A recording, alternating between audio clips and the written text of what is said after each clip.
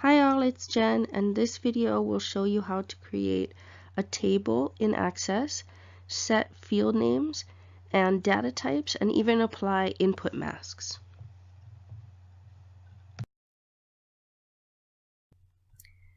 You'll start by starting Microsoft Access, so you can do that in the Start menu by choosing from the menu here, Microsoft Access under A, or if you have it pinned to your menu, you can start here or from your taskbar.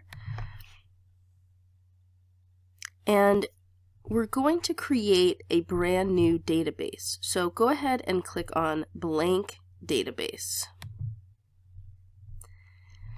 Now, here is where Access differs a bit from other Microsoft applications, because first we're going to go ahead and type in our name of our file.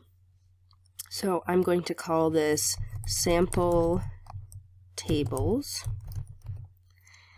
And then you'll notice that underneath the file name here, we have a file path where this would automatically be stored. So this is a little bit different than the usual save as. And if this is not where you want your file stored, you can click on the little folder icon and navigate to where you would like to store your file. So for example, if I wanted to store this on my USB drive or my desktop, I would go ahead and navigate to that. Today, just to keep it simple for us, I'm going to navigate to the desktop and I'm going to click on OK. Now you can see my file path has changed. So after you've given your database a file name and you've navigated to where you want to save it, go ahead and click on Create. Now you can see that a blank table has been created for us, but the table does not have any field names. Now, the field names can be created in the table view. However, it is a bit quicker and less cumbersome to do it in the design view. So we're going to change views. So up here, inside the Views group, you have a View menu and a View button, and you can simply click on the View button and head over to the Design view.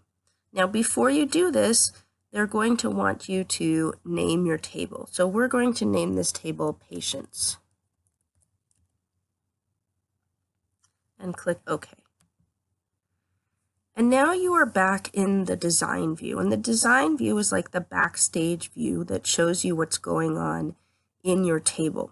And you'll notice that rather than seeing the table and its fields, you're going to see the specifics about the table and its fields. So you'll see a list here of field names and data type. And because it's blank right now, we do not have any field names except for the default field that was created by Access here, that is ID. And you'll notice that this is the primary key. It has this cute little key right here that shows us that it's the primary key. And because this is the default name that is given to every ID, we might want to make it a bit more distinct so that we don't get it confused with other ID numbers. So I'm going to go ahead and type in Patient ID because, I'm missing my P, Patient ID, so that it doesn't get confused with other ID numbers. Also, you're going to note that I did not put in any spaces here, and it is best practice to leave field names and table names without spaces. It can add complications later on. Now we're going to go in and add more field names. So you can use your arrow keys to go up and down, or you could simply click in the next field name. And I'm going to go ahead and type in last name and then go down. And you'll note that the data type is being set for me automatically. And in the next part of this video, I'm going to show you how to change the data types and why. So note that now we're going to insert a bunch of field names and let Access set the data type as short text for all the items that we insert. Now I've inputted all my field names for this particular table, And you'll notice that I've allowed access to set all the data types as short text. Now I'm going to go in and adjust a few of these data types. Now you may be tempted here under phone number to select number or large number. Phone number has its own special formatting under short text, so leave it as short text for now and we'll come back to that later. Under birth date, you're going to click on this menu and select date and time. And insurance we're also going to leave as short text as well as primary doctor, and we'll come back to those later and make them into lookup lists. That'll be fun. And next, one more data type we're going to change is completed intake. So I'm going to click on the menu here and I'm going to select a yes/no data type, which will insert a nice little checkbox. So all you have to do is check it off if the patient had completed an intake form. So now I have my auto number, lots of short text, and a date and time format. The next thing I'm going to do is add the what's called an input mask for my phone number. So I'm going to click in the data type next to phone number, and you'll note that I'm going to leave it as short text, and this gets a little bit tricky. So head down to the bottom here, and you have all sorts of features that you can adjust in your data type here. And we're simply going to look today at the input mask. So head down here, there's about 3 lines down, and you're going to find input mask. Click your insertion point in there and head all the way over to the right to these 3 tiny dots. Yes, it's kind of hidden in there.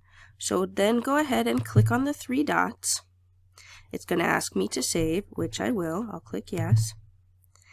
And now I have a bunch of different input masks that I can apply to my short text. So you'll note that there are some that are for numbers that aren't used as calculations. For example, your phone number, social security, zip code, etc. So, and there's several more.